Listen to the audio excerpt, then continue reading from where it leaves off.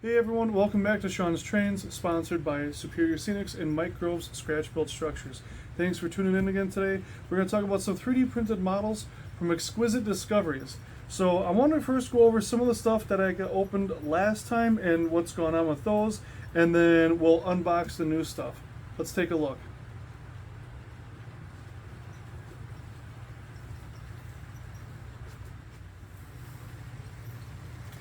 So first, I want to apologize for any sound you hear in the background. That's my layout running. I'm breaking in a bunch of stuff that doesn't run very often or has not run before.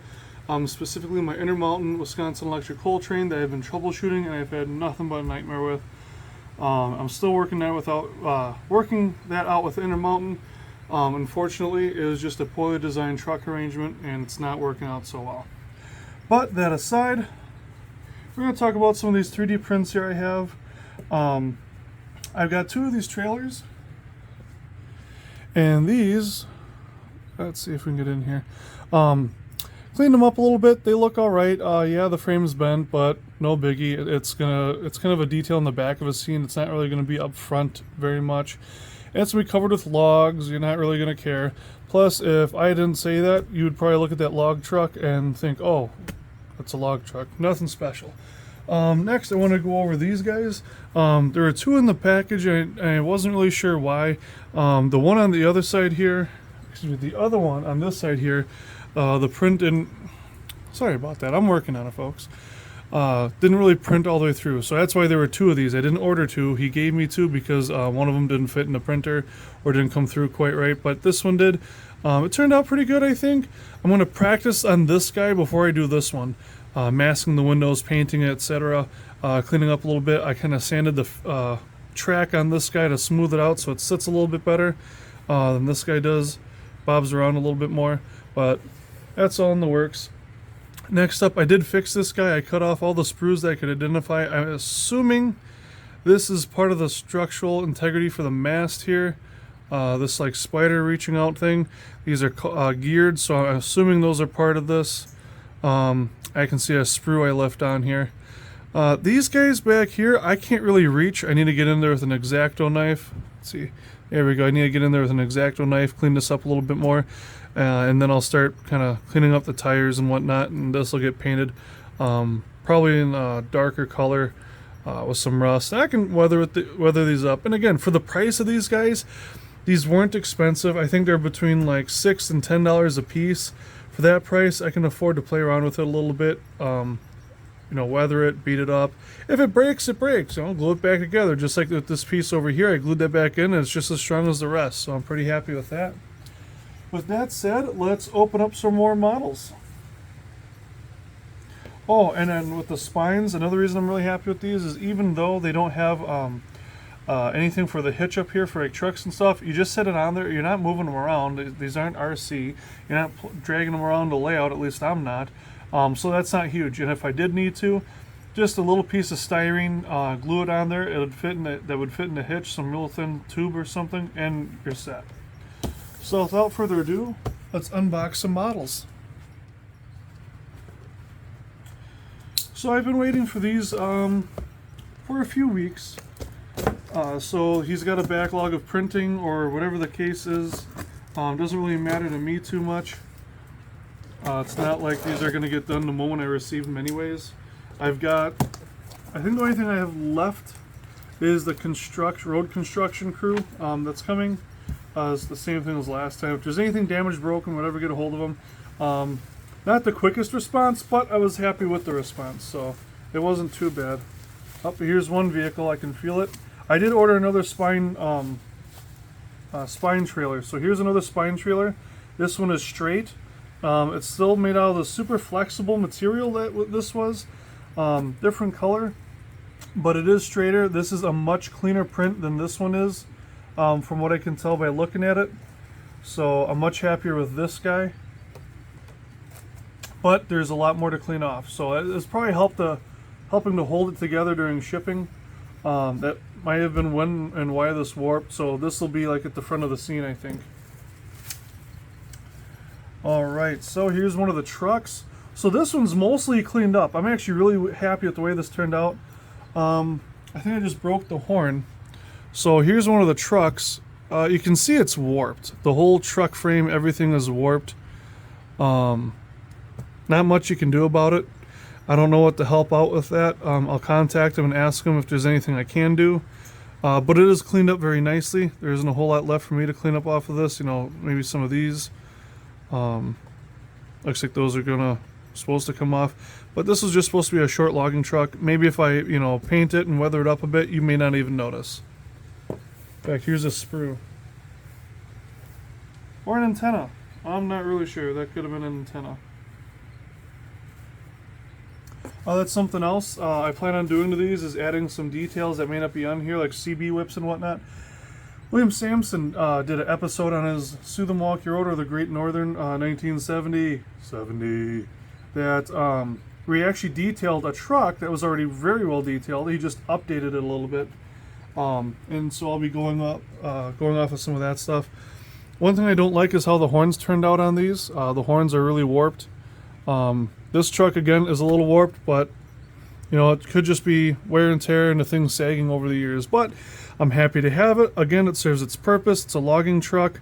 It doesn't have to be in great shape, but I will point out that this flap here turned out pretty good. This one warped. So again, not a huge issue. It's going to be covered by logs. You're not even going to see it. You can see there's a little issue in the print here a little bit. Again, the horns are warped, but no big deal. Clean up this bumper a little bit and we'll have ourselves a nice little truck.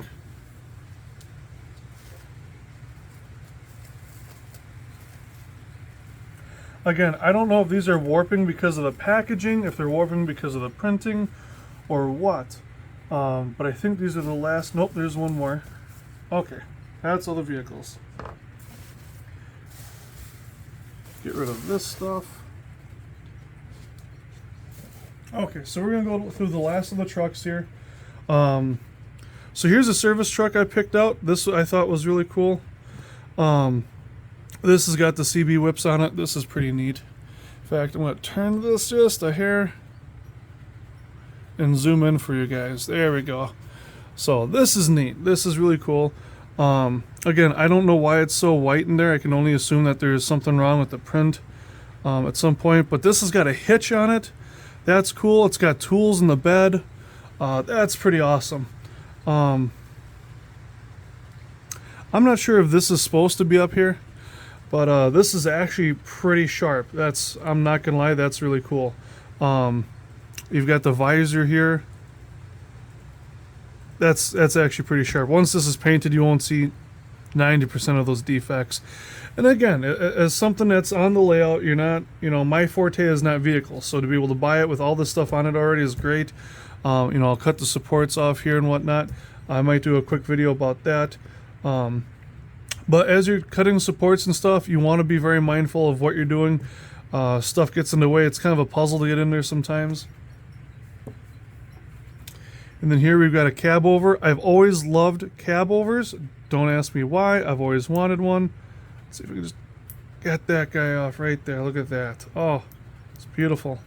All right. So these are actually hoses and lines for the trailer and stuff. But this is actually really sharp. I can't tell. I think those are supposed to be wipers. They're not the best if they are. There's a lot of resin in the front of this guy. You can see that as solid resin right in there. You can see the mirror over here is a little sprue hanging off there. If you put sandable primer on this and then took your time painting it, maybe shave the horns off, put on better horns. You've got your radar of whatever sort on there, or satellite. Big tanks on there. Nice long frame with the sleeper cab. I think that's a pretty cool truck. And then this one, oh, I was so excited to see how this one turned out, but you can see how the crane up here is completely warped. That's no good. I'm going to find out about that, see if there's something we can do to fix that, because I was really looking forward to this guy. I thought this would be neat. And you can see the hook here, whatever that was connected to the crane, the hook on the front there is completely just broken off, probably because this warped so much.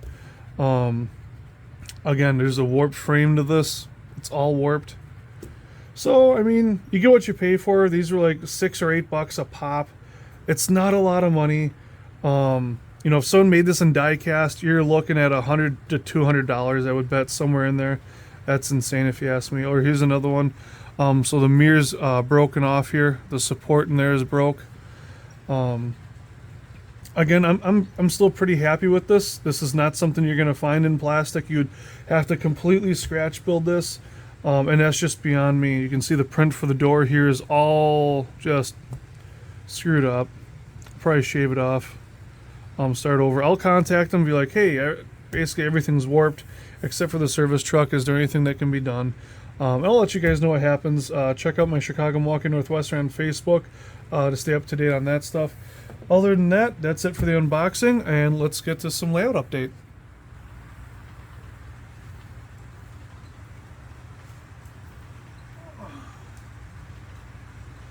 Alright, so as my trains are going around, breaking in cars that haven't been run, or just using stuff that I haven't used in a while, wanted to get out. I've been going through, I've been organizing my boxes, everything's labeled manifest freight, whatever. I've been trying to keep up. This is the one that's on the layout right now, running on the inside loop. I will eventually be doing more testing on the track here. Actually, I'll probably do some tonight. Basically just switching back and forth, seeing if there's any derailment spots, any contact issues. I think I've put enough feeders on to give power to everything. Whether or not there's enough power, I don't know. I've actually had an issue recently where the whole layout shut down after I fired up the 6th engine. So I have 6 Scaletrains engines. There's 2 here, there's 3 on this train, and the SDL over in the port. And my layout just shut down and started back up. I have no idea why, or at least I had no idea why. I think I kind of have an idea now. One, that 6 engines with sound on, running, and I only have a 5 amp system. That's a lot of power. Not to mention it's a lot of power spread thin, so it's all over the place. It's not all in one location. And maybe the 3 locomotives set on the train at the time was a bit too much. And then I think now what it might be was actually the air conditioner kicking on, because we've noticed a power or a power surge in the house a couple of times now with the air conditioning kicking on. It's been the upper 80s and 90s this week. I think that might be one of the issues. So I want to get a surge protector and get that covered. So let's do a little switching right now while we've got the trains out.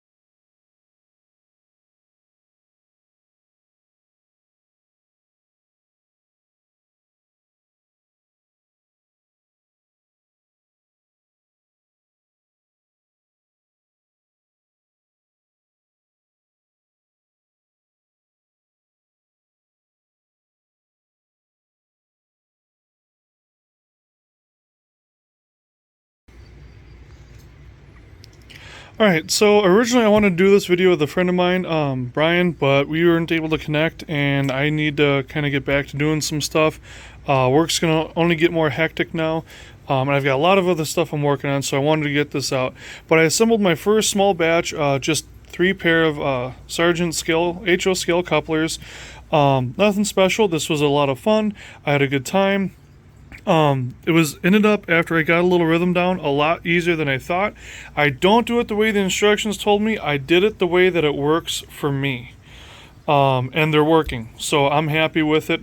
I did use one of Lauren's pencils, mechanical pencils here, to kind of lube everything up inside, snap it together, and glued it. So after a little bit more drying today, I'll put it on a couple of freight cars and a locomotive, and we'll try it out. Other than that, I want to talk a little bit about what's going on with Scaletrains.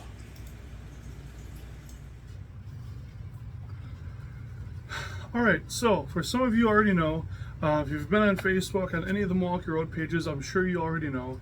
Or if you're an N-Scale fan from Fox Valley Models, I'm sure you've already heard about this. But Scaletrains has acquired Matt's N-Scale and HO products, I guess, from Fox Valley Models. I'm hoping that's great news. I'm hoping it means that the Atlantic's coming to HO. I hope it means the GP60s are coming to HO. I can already see the coal cars are an N, and that the some of the locomotives are an N scale. I can only hope that this is going to mean Loc Sound and Keep Alives in Atlantics, and I hope it means better passenger cars. I already commented, I already said I'm going to buy every single number and paint scheme of the Hiawatha if they do it. It would be so cool to have. So as we already know, they already bought a bunch of tooling from MTH for Little Joe's bipolars, steam engines, and S and HO scale models. So I'm really looking forward to seeing some of that stuff. Also new in the hobby, you've got Atlas, who finally did the bi-level commuter cars for Metro. I can't believe that Atlas is doing it. I'm honestly a little disappointed. I would rather have seen Walters or Rapido, someone that we're a little bit more familiar with, maybe even Cato do them. Atlas, I don't know. I'm not going to pre-order them just because I don't know how well they're actually going to run. If they don't pull well, I have no reason to buy them. If you guys have any of their previous HO scale passenger cars, let me know how they do. I've never reviewed them except in N scale, and that's of course going to be completely different. So with that said, that's about it for this layout update. Just with a little bit of news, and of course I got the Sargent couplers. I'm waiting for the inventive models to come in. I messaged Eric about it. I'm going to see if I can get a nice spread of couplers from them to do some different things. But for the freight cars, I think I might stick with Sargent. They're probably going to be a little bit cheaper, and now they've got kind of an idea down of how I'm going to do it, and it's worked well for me. I'll probably stick with it. Stay tuned at the end of July, because I think we have something really cool with these 3D models. I talked to the guy who owns Exquisite Discoveries, and it sounds like I might get to visit, talk about maybe why these models warped, about some of the misconceptions about 3D printing and 3D modeling, and we'll see what else. So if you guys have any questions, anything you want me to bring up about 3D prints and models in HO scale, N scale, or just in the hobby in general, let me know. Put them down in the comments, like, share, and subscribe. I'll make sure I get those questions to them when we go visit them. So until then, you guys take care, have a safe 4th of July, and have fun modeling. Thanks for watching.